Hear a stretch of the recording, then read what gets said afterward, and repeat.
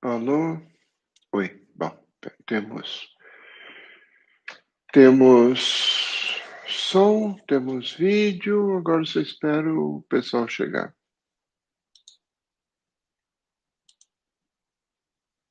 Oi, Fernando, tudo bem com você? Você já está por aí? Bom, que bom. Dessa vez, pelo menos. Estou esperando o Leider chegar, vamos ver se ele vem. Não sei. Em todo caso, é, que bom que hoje, pelo menos, tem som e imagem boa. Nem sempre é assim.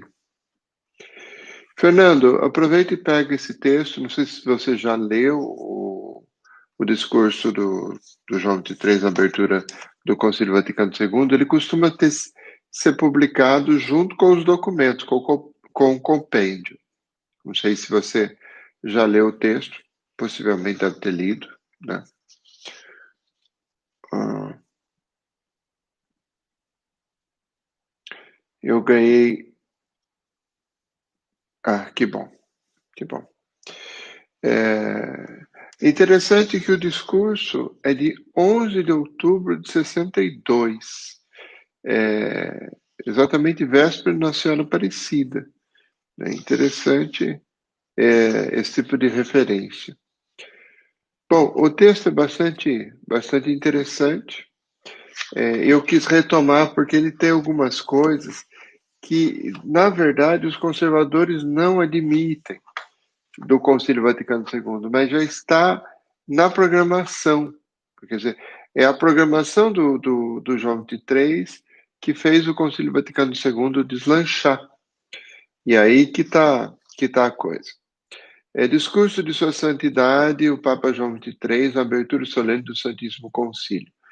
11 de outubro de 62, eu sou de 64, então ele está com 58 para 59 anos já. Né? Bom, de qualquer jeito, a gente tem que lembrar, Fernando, que o texto é um pouco, não sei se você já leu, o texto é um pouco ufanista, né? Tem umas horas que ele chega, começa com um discurso meio ufanista, né? Alegra-se a Santa Mãe Igreja, porque por singular dom da providência divina, amanheceu o dia tão ansiosamente esperado em que solenemente se inaugura o Concílio Ecumênico Vaticano II, aqui junto do túmulo de São Pedro, com a proteção da Santíssima Virgem, de quem esperamos hoje a dignidade, de quem celebramos hoje a dignidade de Mãe de Deus, né? Um pouco assim, ufanista. Oi, Giovanni, tudo bom?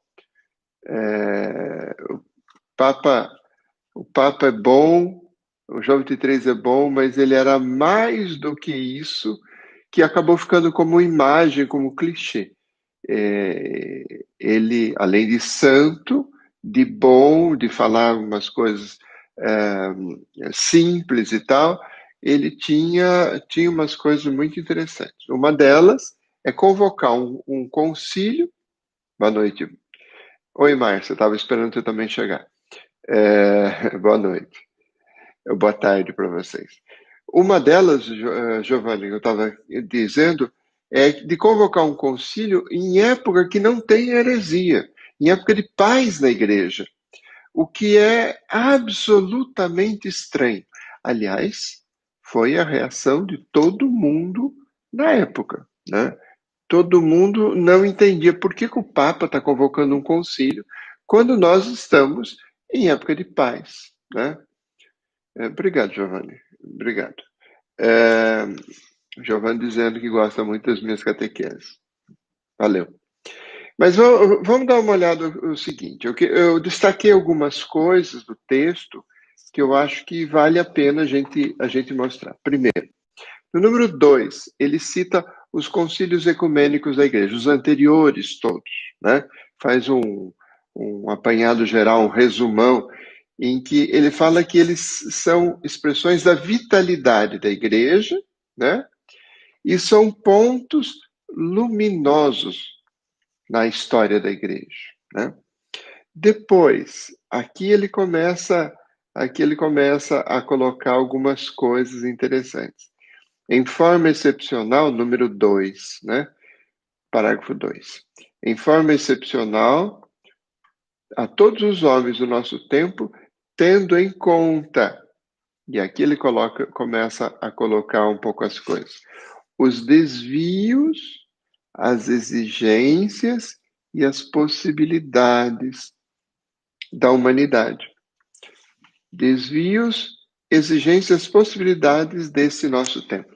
Quer dizer, ele convoca um concílio não para falar do que é ruim, mas também para escutar a realidade. Ele fala de exigências e possibilidades.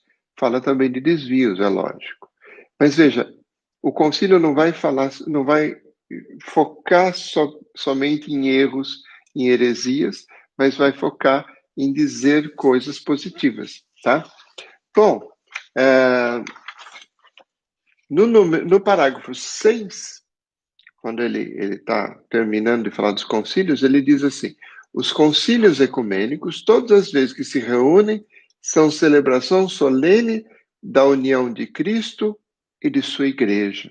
Então a gente não pode esquecer esse tipo de coisa, porque essa é uma afirmação de fé, né? Essa é uma afirmação de fé. E aí ele fala de Cristo e da sua igreja, ele está falando de uma união entre o céu e a terra, ele está falando de fé, né? Porque quando a gente ouve os críticos do Vaticano II, a gente ouve os críticos falando como se o Espírito Santo simplesmente não atuasse, como se Cristo não interviesse nas coisas, como se fosse uma coisa puramente humana. Mas não dá para falar de um concílio como uma coisa puramente humana. Claro que ele é humano. Claro que um concílio tem situações muito humanas. E você pode ver isso nas atas, nas histórias. Mas você não pode ficar nisso. É como se você querer dizer que a Eucaristia é só pão e vinho.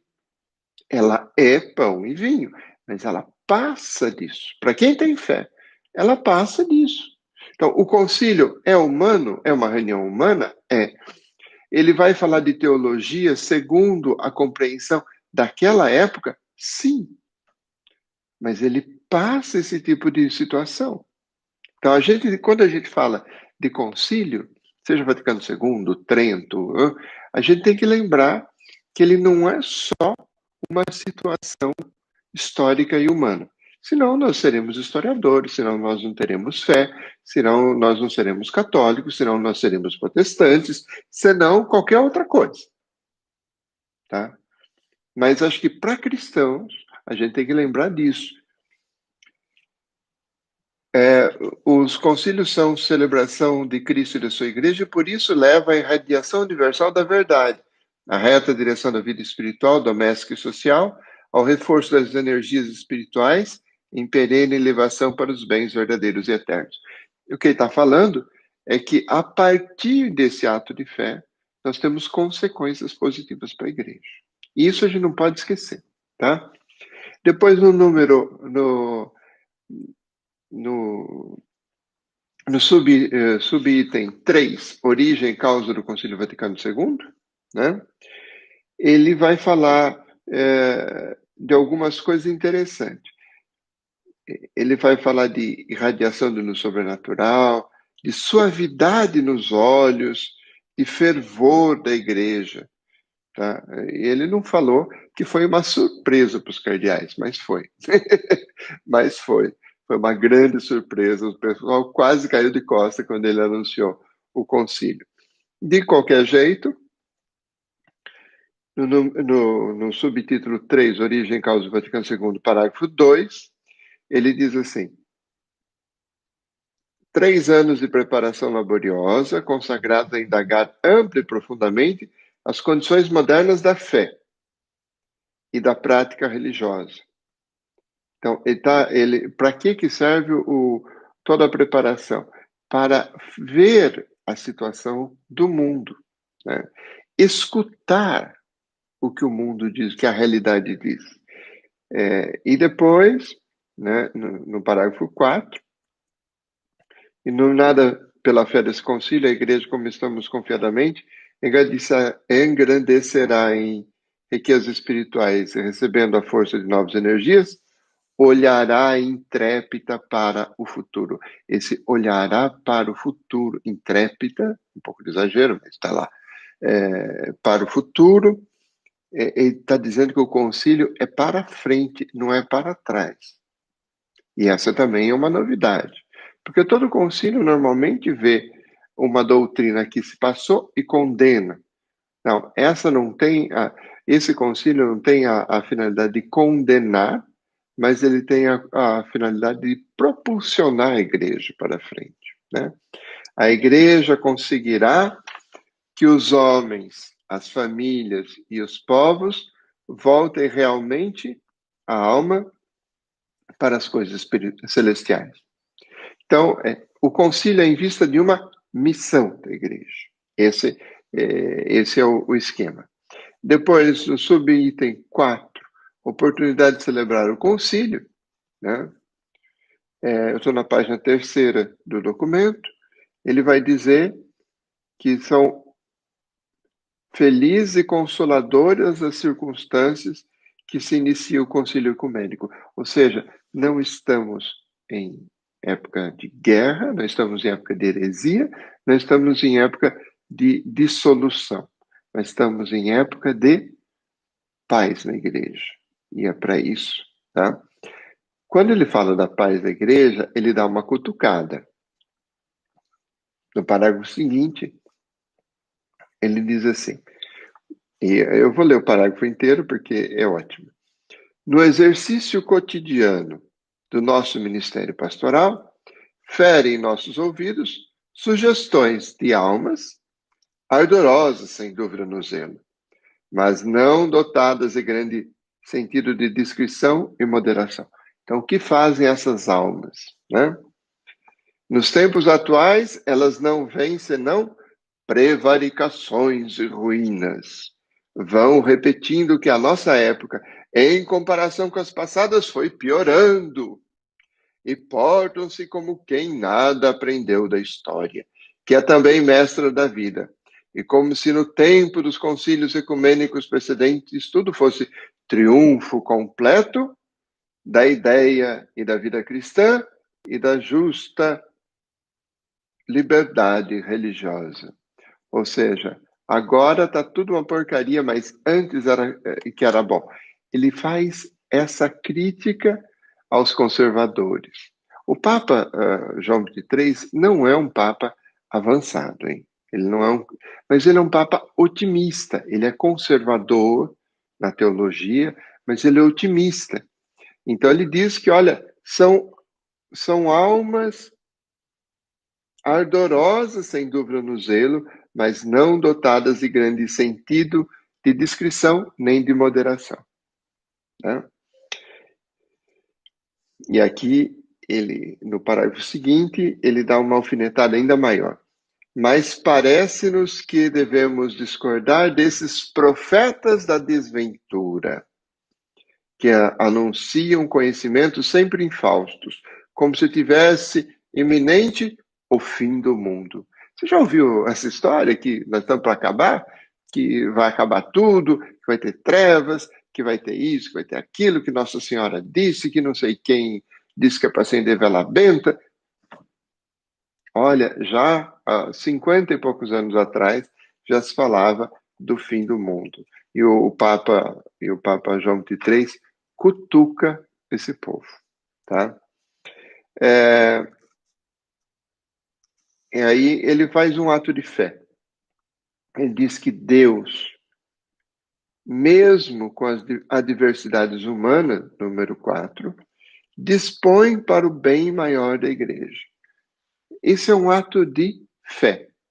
Márcia, atualíssimo, claro que é atualíssimo esse tipo de coisa. E a gente vê ele falar dos profetas da desgraça, dando uma cutucada e dizendo, olha, a gente precisa lembrar que mesmo com as dificuldades que a gente tem, com as adversidades humanas, Deus dispõe para o bem maior da igreja.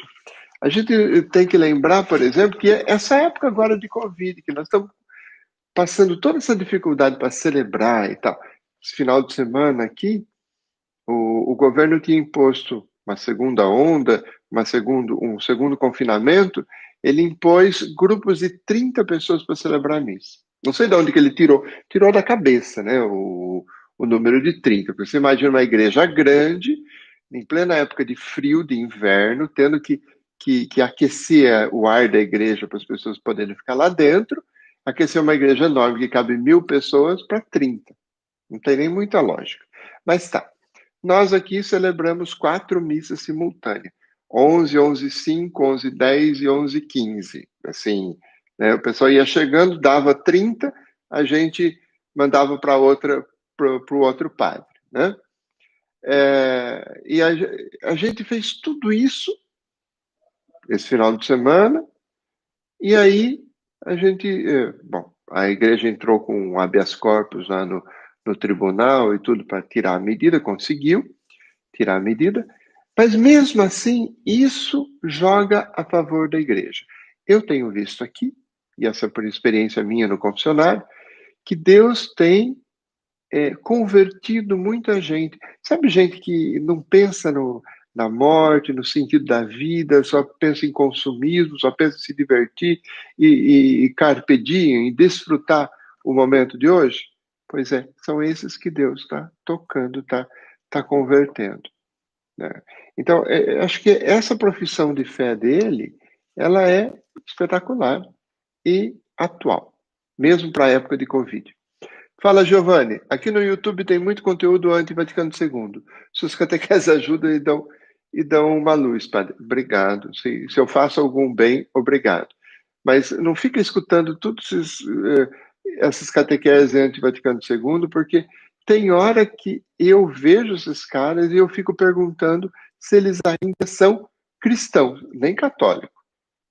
Tem hora que eu fico perguntando se esse povo ainda é cristão, né? Se segue Jesus Cristo. Oi, Leide, você entrou agora? O interessante é que ele era conservador e praticamente escolhido para ser tampão. Sim, já se sabe, quando se escolheram o João 23, já sabia que ele tinha um câncer, né? Porque desconhecendo a vontade de Deus, imaginaram que ele não duraria muito, né? E não durou mesmo, durou acho que 4 anos, mas fez uma revolução na igreja. A novela e teologia influenciou o João 23? João 23 não, mas o Vaticano II, sim. A novela e teologia, ela é daqui de Lyon, né? São os teólogos que nunca foram condenados, são todos catolicíssimos, tá? Etienne, Henri de Lubac, Yves Congar, Etienne, está faltando um, tem mais um, são 3, Yves Congar, Henri de Lubac, está faltando um, agora eu esqueci. De qualquer jeito, eu posso dar uma olhada na minha biblioteca se eu lembro do nome. Peraí.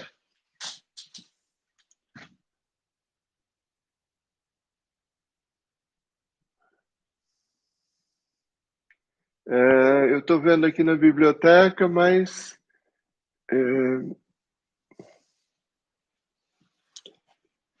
nós temos Yves Congar e Henri de Lubac, é certeza. Etienne Gilson, com toda aquela pesquisa histórica sobre a patrologia, o cardeal Newman, né, sobre a doutrina da evolução dos dogmas, todos eles, depois vieram outros teólogos e tudo, mas eles, Yves Congar, né? Mas todos eles foram influenciando um pouco o Vaticano II. E sabe quem influenciou muito o Vaticano II, que não aparece muito? O Chenu. Isso, obrigado. Dominique Chenu. Mas quem influenciou muito o Vaticano II e não aparece muito foi o Helder Câmara.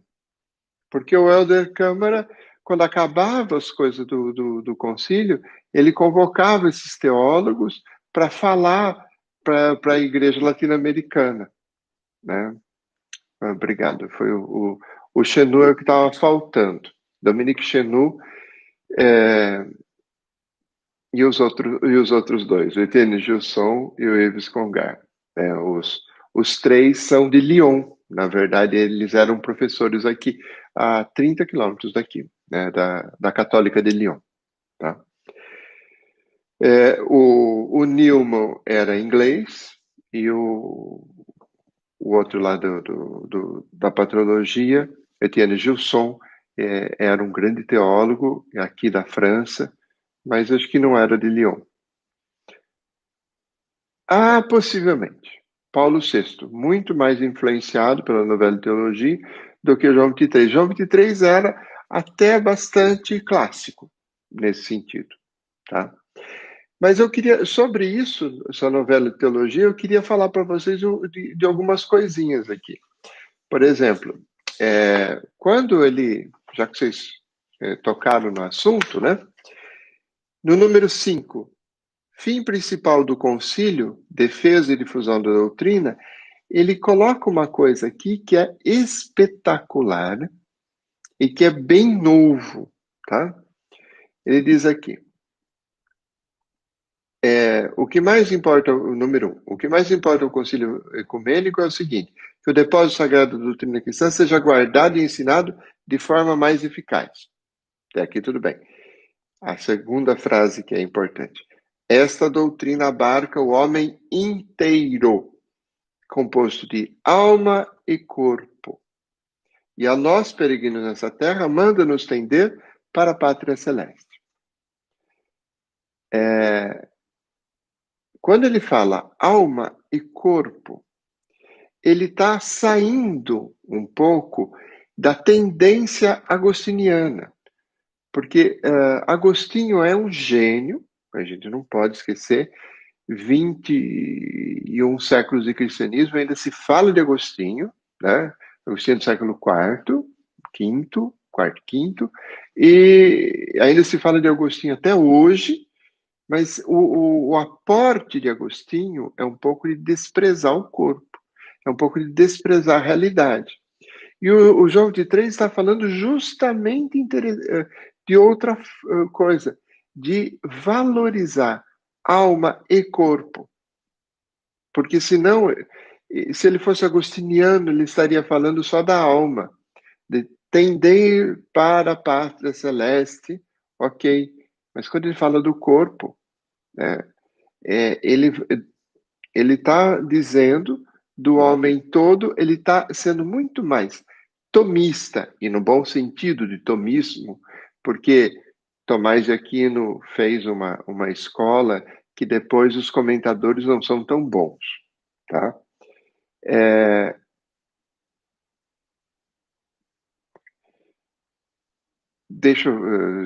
Os comentários de vocês estão muito interessantes, eu vou parar um pouquinho aqui. O Giovanni está dizendo que foi Dom Helder, foi arcebispo em Olinda e Recife, né? Você é da região, né, Giovanni? O Leider está dizendo que o Dom Helder merece a santificação. O Dom Helder está em processo, hein? O processo está lá no Vaticano. A primeira parte, a parte diocesana já foi feita e foi passado para o Vaticano. Então, eu ainda acho, e eu quero estar vivo, quando Dom Helder Câmara for beatificado e canonizado, tá? E o Fernando está lembrando que o Paulo VI vai desenvolver a doutrina do homem todo a partir da Popular no Progresso. Nós vamos trabalhar Popular no Progresso, tá? Mas é bom saber que o João 23, quando fala isso, fala pela primeira vez esse tipo de coisa. E essa mescla de positividade contra o negativo, né, de jogar a igreja para o futuro, de querer impulsionar a igreja para frente, né, e de falar de alma e de corpo, de valorizar o homem todo, aqui tem as novidades do Vaticano II, que o próprio João XXIII coloca já no discurso inaugural, tá? Ele que dá o tom no discurso inaugural. Interessante que no número 4, oportunidade de celebrar o concílio, no parágrafo 5, ele faz uma crítica à própria igreja. O Papa fazendo crítica à própria igreja é ótimo, né? Ele diz assim, falando dos concílios anteriores, constituíram uma sucessão de verdadeiras glórias para a Igreja Católica. Foram muitas vezes celebrados com alternativas de dificuldades gravíssimas e de tristezas, por causa da introdução indevida das autoridades civis. O Papa criticando as autoridades civis se mesclando com religião. Vocês já ouviram esse discurso? Parece que isso é um pouco contemporâneo de nós, né? Parece que as coisas voltam. A história volta como drama ou como tragédia, né? Ele fala da intromissão indevida das autoridades civis. Claro que um discurso papal não pode fazer as coisas muito duras, ele tem que falar com uma certa diplomacia e tudo tal. Mas quando ele fala assim, da introdução indevida das autoridades civis nos concílios, ele está criticando a própria igreja, que é muito ligada ao poder. Veja, né? Ele fala de outras coisas aqui, mas eu queria, na quinta folha, número 6, como deve ser promovida a doutrina, no parágrafo 5, né? Ele vai dizer que, primeiro, ele está dizendo que o concílio, ele é doutrinal. Ele é doutrinal. Sendo pastoral, ele é doutrinal. Querendo escutar o mundo, ele é doutrinal. Então, não se esqueça disso. Mas veja, e aí ele diz assim, da renovada, serena e tranquila adesão a todo o ensino da igreja, na sua integridade e exatidão, como ainda brilha nas atas conciliares desde Trento até o Vaticano I, o espírito cristão, católico e apostólico do mundo inteiro espera um progresso na penetração doutrinal e na formação das consciências. Ou seja, o que ele está dizendo é que o Concílio Vaticano II será um aprofundamento na compreensão da mesma doutrina. E isso ele fala um pouquinho explicitamente abaixo. Ele diz assim: uma coisa é a substância do depositum fidei, isto é, as verdades contidas na nossa doutrina, e outra é a formulação com que são enunciadas, conservando-se, contudo, o mesmo sentido e o mesmo alcance. Então, ele está fazendo aqui uma diferença que não se fazia antes, né, entre formulação linguística e doutrina. E o que quer dizer essa formulação linguística? Ele faz essa diferença, coisa que outro Papa não tinha feito até o momento. Deixa eu dar uma olhada no comentário do Fernando. Até o início do século XX, certos reis e imperadores tinham direito de veto na eleição papal. A última vez foi no conclave que elegeu Pio X. Veja. E o Papa João XXIII está fazendo uma crítica a esse tipo de coisa. Nós tivemos época que a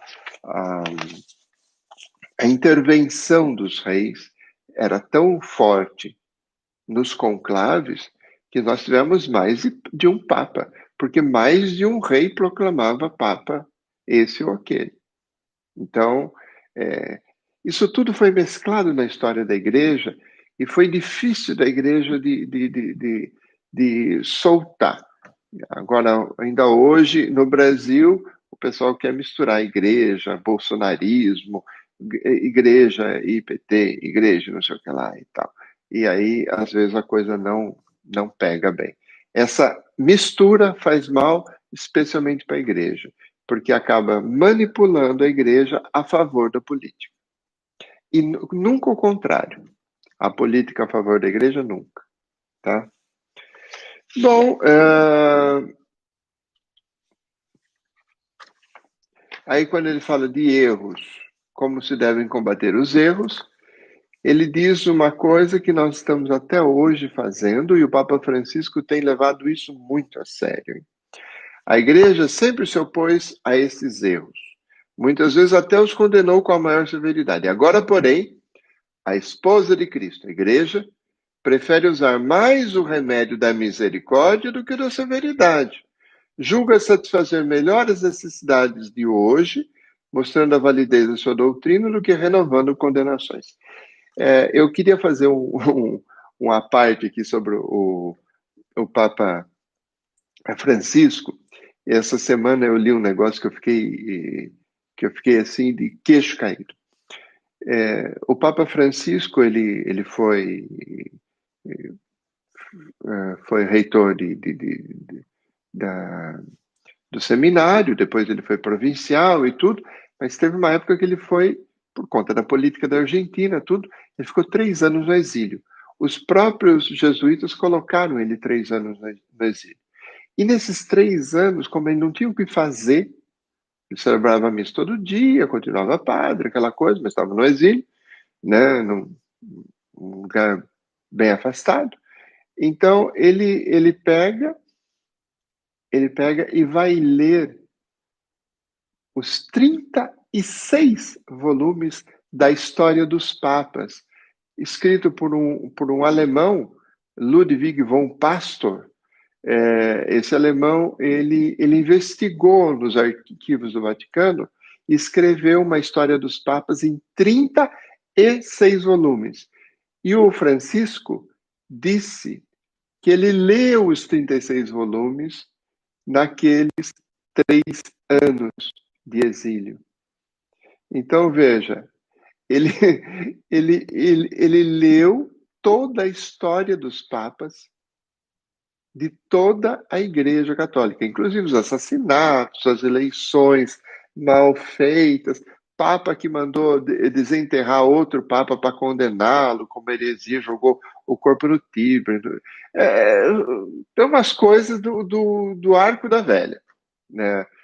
E o Papa atual, o Francisco, leu esses 36 volumes em 3 anos, que dá um volume por mês. Né? É bem provável que ele tenha lido um volume por mês. Um jesuíta, acostumado a ler sem ter o que fazer, passava o dia lendo e devorando a história da igreja. Não é à toa que hoje os cardeais tripudiam, fazem, escrevem em dúbia, escrevem manifestações, imprimem livros contra e distribuem para falar dos cardeais. E o Papa Francisco não está nem aí com esse povo. Ele está usando o remédio da misericórdia, mais do que o remédio da severidade, e além da misericórdia, ele está usando o remédio da experiência, que ele aprendeu já nos arquivos do Vaticano. Deus preparava ele para ser Papa sem ele e sem a gente saber. Né? Bom, mais para frente, o Papa João XXIII fala do ecumenismo e do diálogo com os irmãos separados e com as religiões não cristãs, né? E aqui o texto está em 8, promover a unidade na família cristã e humana. Parágrafo 2, lá no final, ele diz assim: impetrada por Cristo para a sua igreja, parece brilhar com tríplice raio de luz sobrenatural e benéfica. A unidade dos católicos entre si, que se deve manter exemplarmente firmíssima. A unidade de orações e desejos ardentes com os cristãos separados, desta sé católica, ambicionam unir-se conosco. Por isso, a unidade na estima e no respeito para com a Igreja Católica, por parte daqueles que seguem ainda religiões não cristãs. Então, unidade entre católicos, com os irmãos separados e com aqueles que são não cristãos, que não têm fé. É. Bom, Giovanni, eu não sei se o Papa Francisco seria um novo João 23, isso eu não sei, mas o que eu posso dizer para você é que ele está seguindo à risca duas coisas que pediram para ele, né? Que ele fosse Papa depois do Vaticano II, é o primeiro que está seguindo à risca os conceitos e o discurso e os documentos do Vaticano II, e que ele reformasse o Colégio dos Cardeais e a Cúria Romana, e ele está fazendo a reforma do Colégio dos Cardeais e da Cúria Romana. E ele fez, recentemente, Francisco fez uma coisa que não se fazia. Ele desfez um cardeal, né? Ele pediu renúncia do Beitiu, que é o italiano que foi acusado de malversar dinheiro, né, para sua família. Ele pediu o título de cardeal e o cara teve que renunciar. A coisa foi feia.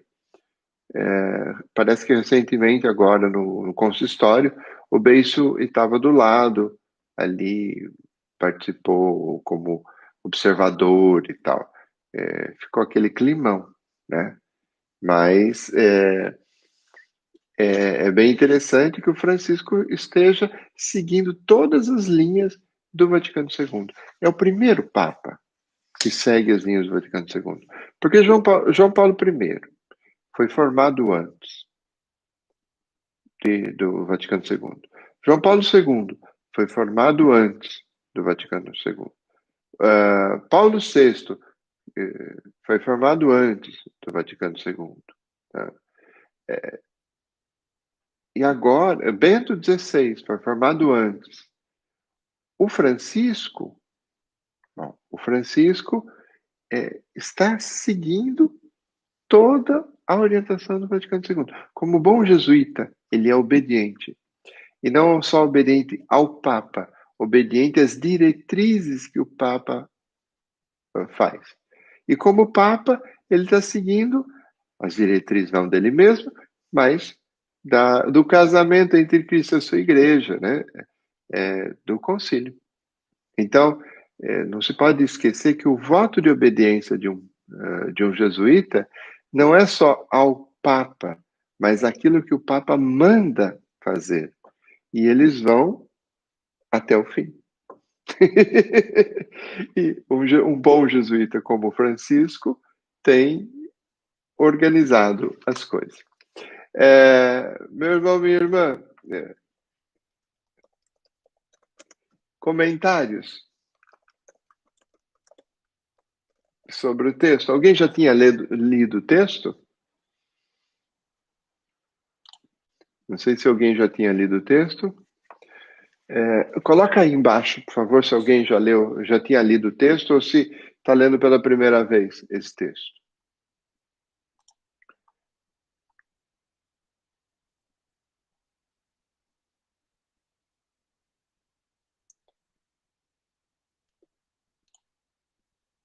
O Fernando já tinha lido. Mais alguém que já tinha lido? Não.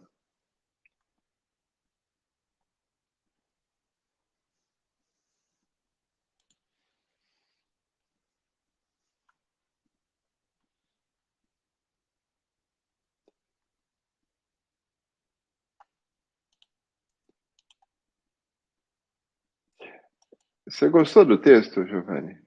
O Leide é a primeira vez. A Márcia. Márcia, escreve aí se você já tinha lido o texto ou não. Obrigado por você estar acompanhando. Pouquinho a pouquinho, nós estamos tendo alguns habitués, como diz o francês, né? O Giovanni, a Márcia, o Leider, o, o Fernando. Aos pouquinhos a gente está se reunindo um pouco. Leider, eu queria dizer que eu gostei muito da sua participação na economia do Francisco. E eu espero que a CNBB te chame para ajudar, tá? Na economia do Francisco. Bom, nosso próximo texto será a Populorum Progressio, tá? E aí, então, deixa eu ver.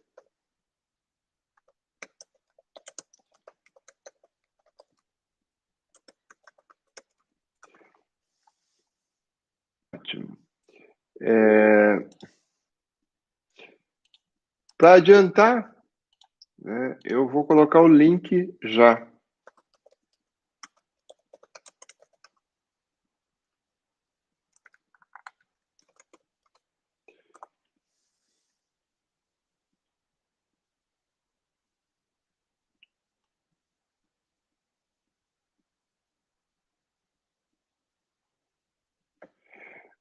Leide, sabe o que eu tenho feito?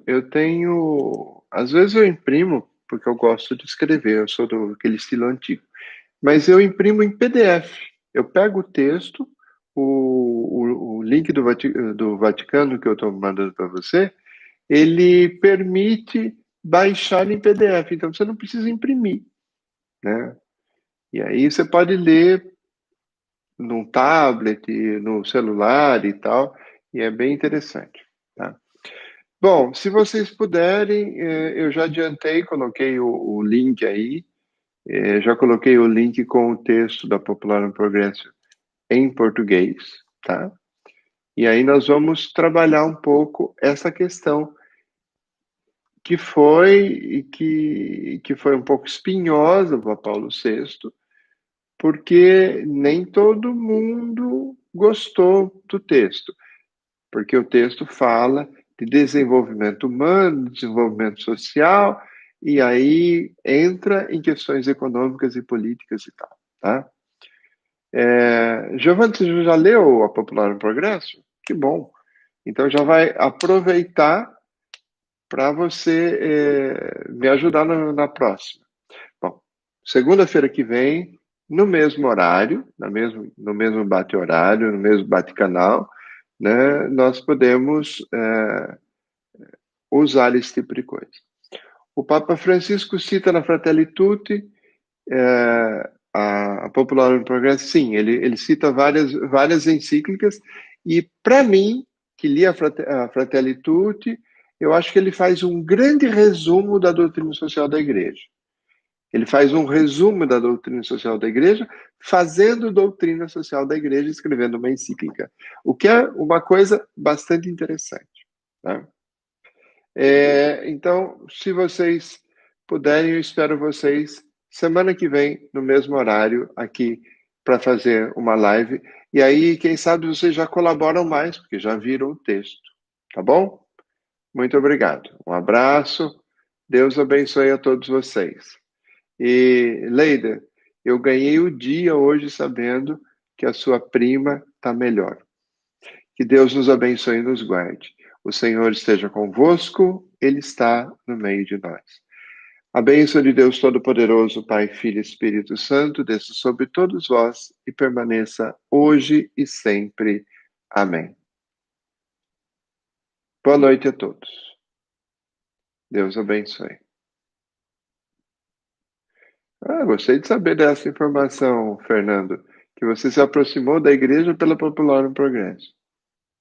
Vamos ler o parágrafo 15 para a gente ver. Um abraço, Deus abençoe. Tchau, Márcia, tchau, Giovanni, tchau, Fernando, tchau, Leider. Deus abençoe a todos vocês. Encerrando a transmissão.